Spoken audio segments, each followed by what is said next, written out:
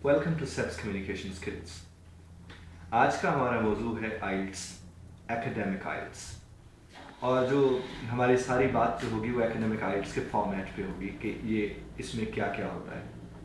जैसा कि ये स्क्रीन पर आप देख सकते हैं, यहाँ पर लिखा हुआ है आइल्स एकेडमिक, और इसका एक मॉड्यूल है रीडिंग।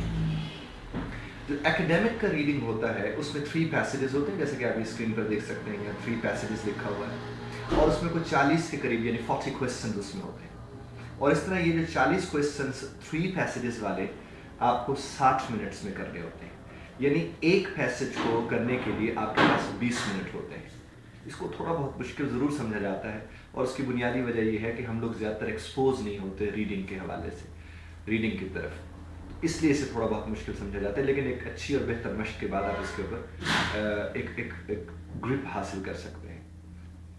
उसके बाद है जनाब ये लिसनिंग का। तो लिसनिंग में आपके 4 सेक्शंस होते हैं और 40 इसके भी 40 सवालात होते हैं। ये को 29 मिनट के लिए कैसे चलता रहता है, कभी ये 27 मिनट भी हो सकता है, 26 मिनट भी हो सकता है। इतने वक्त के लिए ये कैसे चलता रहता है और उसके बाद जब आप उसे कर लेते हैं तो फिर आपको 29 के अलावा 10 मिनट दिए जाते हैं उसे ट्रांसफ़र करने के लिए। लिसनिंग को भी थोड़ा बहुत इसीलिए डिफिकल्ट समझा जाता है और हमारा इदारा ख़ास तौर पर ऐसी चीज़ के ऊपर काम कर रहे हैं, वो जो हमने पिंग्लिश और इंग्लिश का फ़लसफ़ा आपसे पहले शेयर किया था। तो पिंग्लिश और इंग्लिश का मकसद यही है कि हम जिसकी ये है ज़बान, उसकी ज़बान उससे सुन के हम उसे समझ पाएंगे तो हमें अंग्रेज़ी आएगी। और उसका सबसे बड़ा सबूत यही होता है कि जो उसको समझ लेते हैं वो इसमें बेहतर अंदाज में परफॉर्म करते हैं। उसके बाद है जनाब राइटिंग स्किल्स का।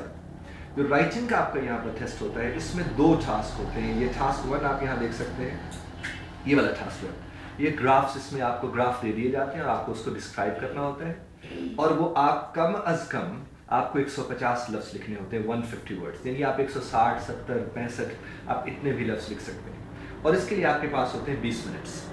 इसी तरह जो टास्क 2 होता है उसमें आपको कोई सा भी टॉपिक, जो ओपिनियन बेस्ड टॉपिक्स होते हैं, यानी आपकी राय उसके ऊपर आपको कायम करनी होती है, वो 250 लफ्ज़ कम अज़ कम आपको उसमें लिखने होते हैं और 40 मिनट आपके पास होते हैं। तो ओवरऑल आपके पास पूरे 60 मिनट्स होते हैं। अब ये ज़रूरी नहीं कि 20 मिनट ख़त्म हो गए तो आप इसे छोड़ दें और आप उसकी तरफ चले जाएं।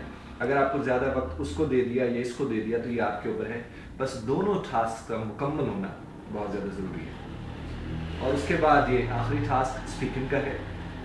इसमें आपका, जिस तरह मैं इधर बैठा हुआ हूँ और मेरे सामने कोई शख्स आकर बैठता है तो मैं उसका इंटरव्यू देता हूँ, तो वो जो इंटरव्यू होता है कोई इतना ज़्यादा उसमें मुश्किल नहीं होता, ना ही कोई ऐसा सवाल आपसे किया जाता है जिसका मकसद आपकी जहालत का इम्तिहान लेना हो या जिस बात को आपको इल्म नहीं है वो आपसे पूछ लिया जाए। ऐसा हरगिज़ नहीं होता, एक आम सी बात होती है, आम सी गुफ्तगू होती है। नॉर्मली लोग इसका प्रेशर ले लेते हैं, बस उस प्रेशर से आपको निकलना होता है, वो आपको नहीं लेना होता। फेजेस इसके ये 3 हैं, एक उसका स्टेज 1 है, दूसरा स्टेज 2 है और तीसरा उसका स्टेज 3 है। ये बुनियादी तौर पर 13, 14, 16, 17 मिनट का ये इंटरव्यू होता है, लेकिन जो बताया गया वो 14 मिनट ही है।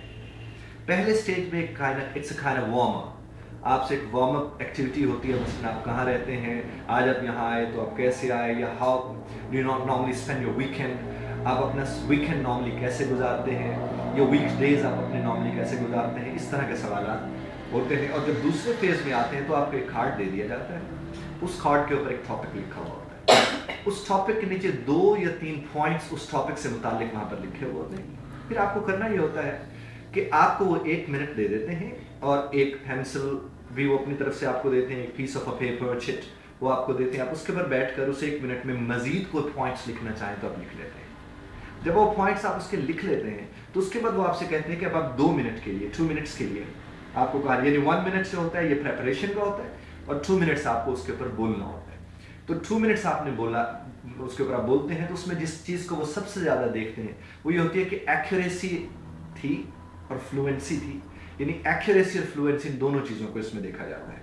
फिर वो तीसरे स्टेज की तरफ आ जाते हैं और ये स्टेज होता है 2 वे डिस्कशन का। जो आप बोल के बैठे होते हैं उसी को बुनियाद बनाकर वो आपसे मुख्तलिफ नौइयत के सवालात करते हैं जिसका आप जवाब देते हैं, और आपकी राय आप ही की राय है। राय के गलत या दुरुस्त होने पर वो आपके मार्क्स का कोई, आपके बैंड्स का कोई इशू नहीं होता। उन्हें सिर्फ ये देखना होता है कि आप आसानी के साथ, एतमाद के साथ एक्यूरेट थे और क्या आप फ्लुएंट थे। Thank you for listening, God bless you all.